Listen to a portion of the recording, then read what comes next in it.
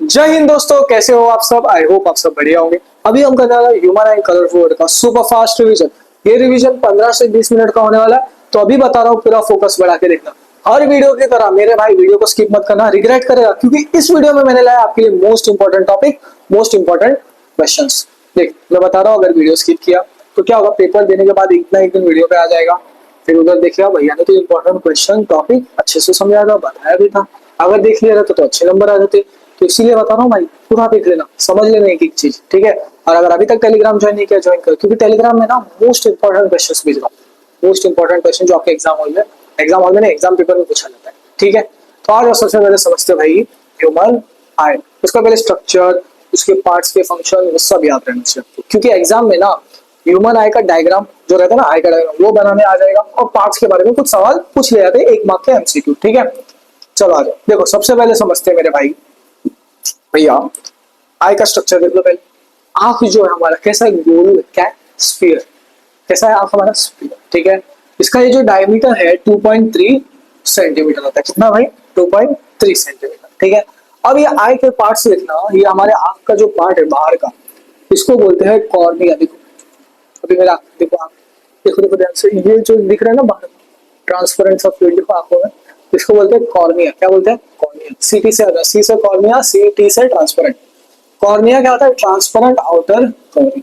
अब एक चीज जो आपके एग्जाम में पूछा जाता है और पूछा गया है, जो हमारा कॉर्निया है ना, वहां सबसे ज्यादा रिफ्लेक्शन होता है। लेंस में होता है, लेंस में होता है, कंपैरेटिवली लेंस सबसे ज्यादा रिफ्लेक्शन कहाँ होता है, कॉर्निया में, ठीक है। So does the maximum reflection of light. ये वाला स्टेटमेंट आपके सीबीएसई बोर्ड में पूछा गया है, इंपॉर्टेंट, वापस पूछा जा सकता है, ठीक है सीबीएसई वाले। नेक्स्ट है भैया हमारा एक्वस ह्यूमर। क्या है, अगला जो टॉपिक है वो है एक्वस ह्यूमर। अब जो हमारा कॉर्निया है, उसके पीछे वाटरी पानी जैसा फ्लूइड होता है, जिसको बोलते हैं एक्वस। एक्वस मतलब क्या, पानी। सो वाटरी फ्लूइड बिहाइंड कॉर्निया। सो ये जो कॉर्निया है, इसके पीछे ये दिख रहा है पानी जैसा फ्लूइड, इसको बोलते हैं हम एक्वस ह्यूमर, ठीक है। अब ये क्या मेंटेन करता है, प्रेशर। क्या मेंटेन करता है, प्रेशर। नेक्स्ट है भैया आइरिस। क्या, आइरिस। अब जो हमारा आंख है, ये जो काला सा ब्लैक दिख रहा है ना, इसको बोलते हैं प्यूपिल। देखो मेरा आइस ब्लैक है, ठीक है। कुछ लोगों का ब्लू होता है, कुछ लोगों का ब्राउन होता है, ठीक है। एक सेकंड, मेरा नहीं ऑन का आवाज आ गया होगा ना वीडियो में, ऑन का आवाज, विंडो बंद कर।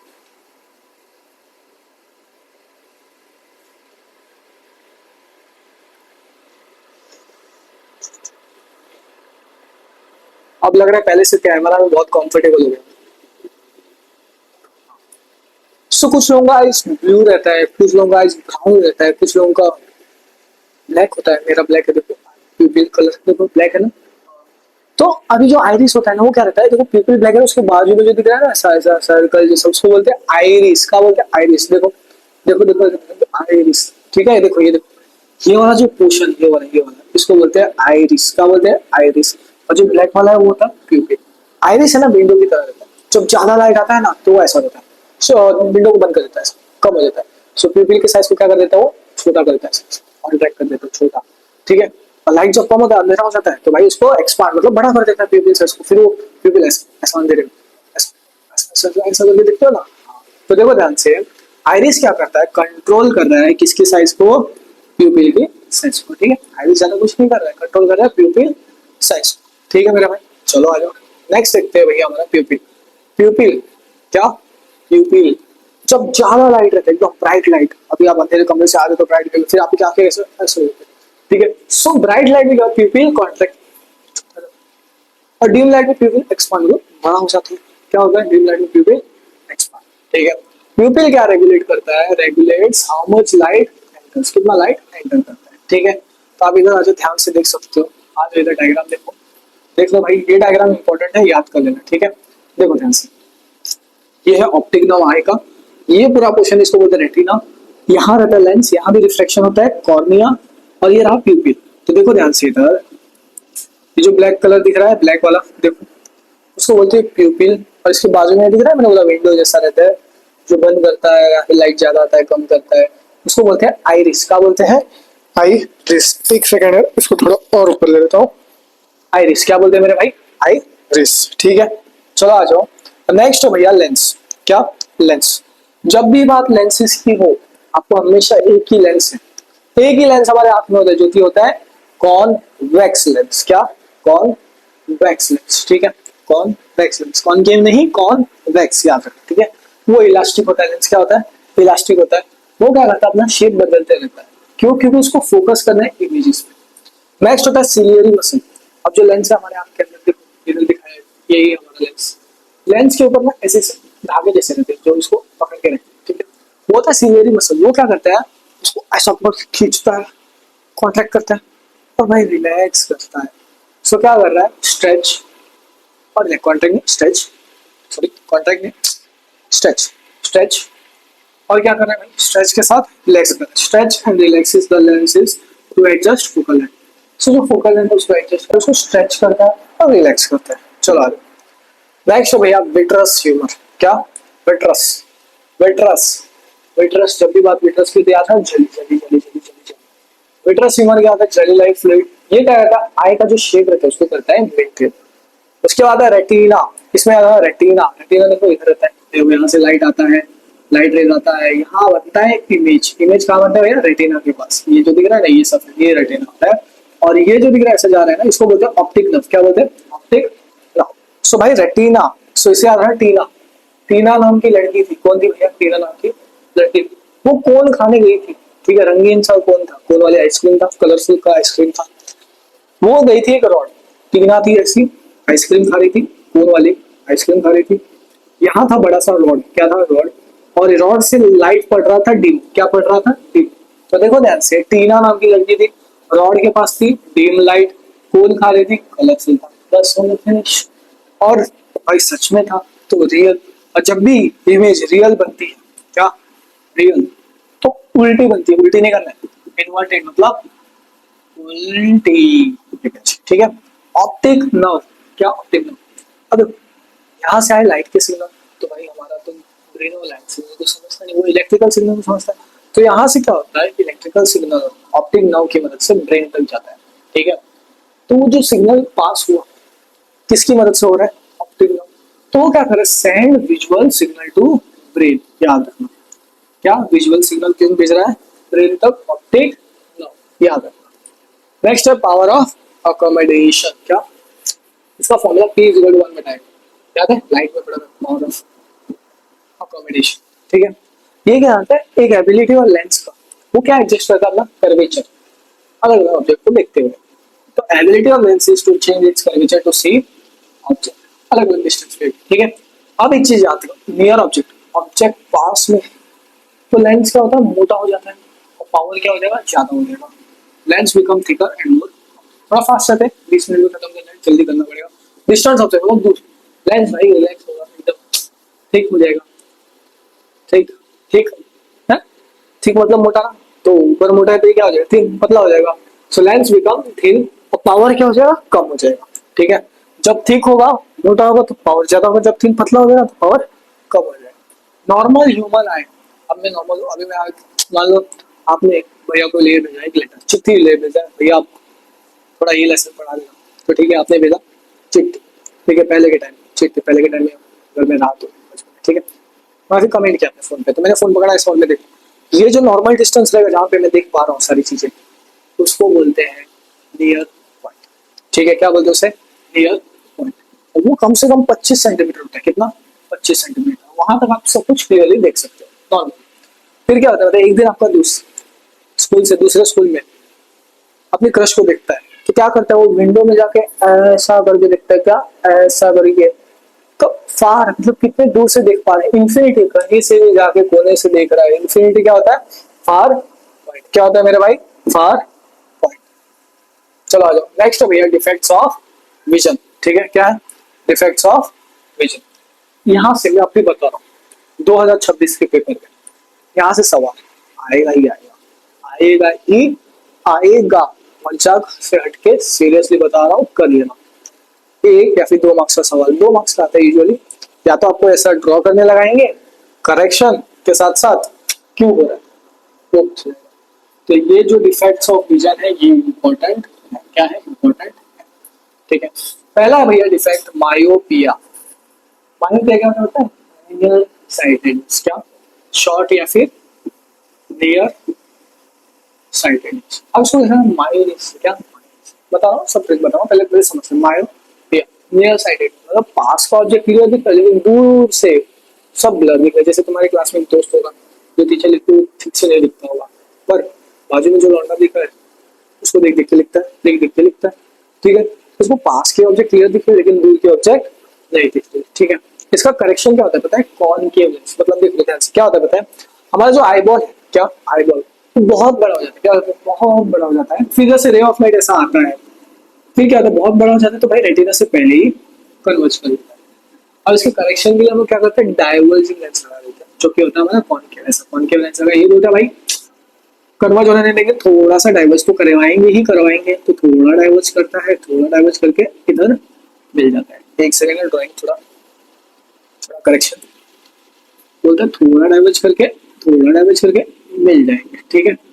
तो क्या हो रहा है भाई इधर ध्यान से देखना, इसका करेक्शन क्या था, कॉनकेव लेंस क्या था, कॉनकेव। अब इसको कैसे आना है देखो ध्यान से, देखो मायोनीज खाने, क्या मायोनीज खाने, सुलेमन ये था हमारा सुलेमन, ये गया था मायोनीज खाने,